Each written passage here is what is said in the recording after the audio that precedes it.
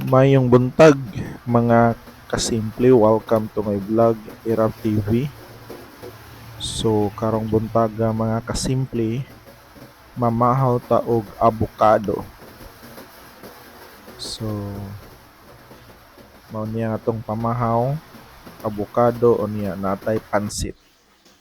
So, ato sang ipakita mga kasimple no, ang ato ang pagluto og ah, pansit no.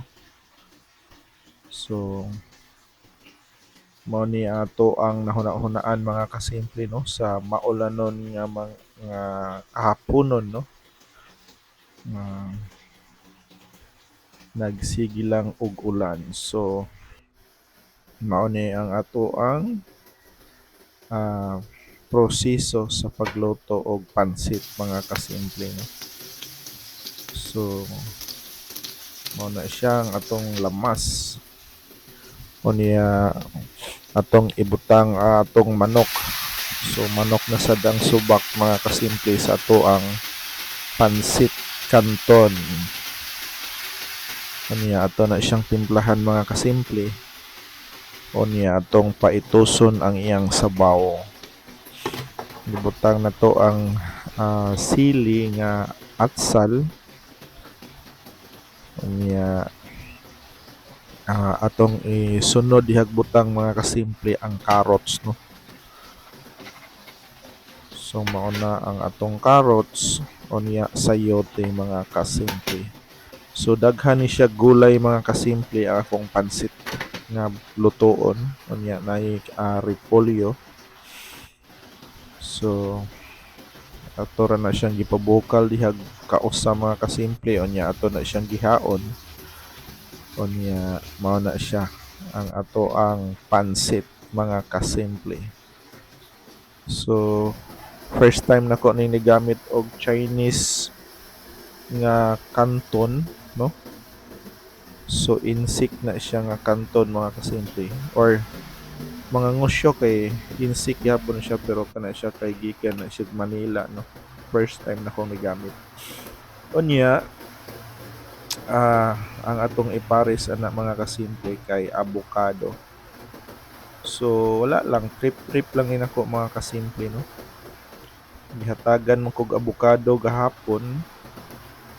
So ato na lang sana siyang ipamahaw no?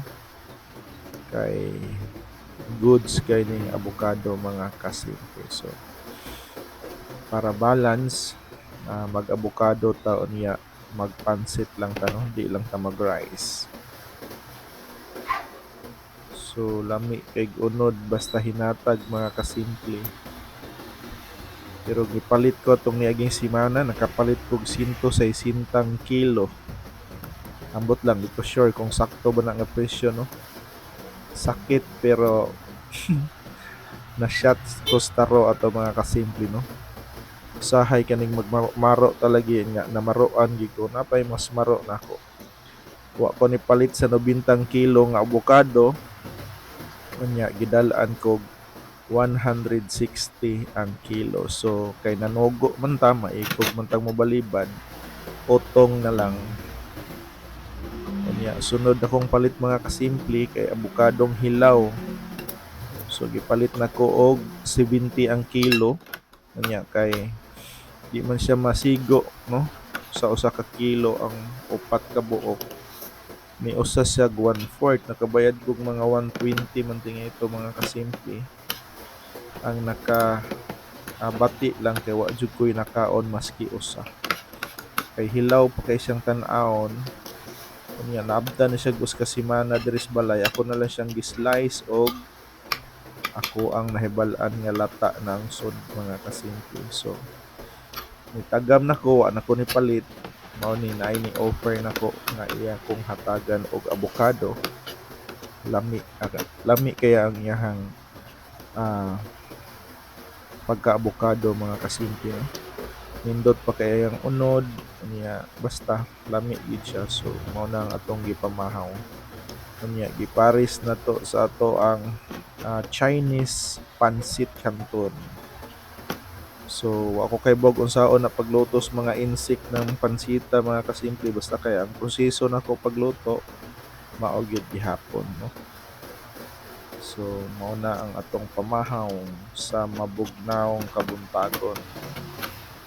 No, wa man tay isda mga kasimple kay ah sige mag-ulan o niya for sure ang mga isda ron mahal sa gid kayo. So wa na lang ko nihagad sa merkado, no.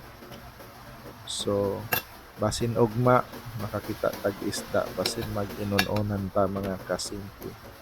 So daghan ging salamat, no, sa gihapon sa akong mga followers sa nag-like ug nag-share.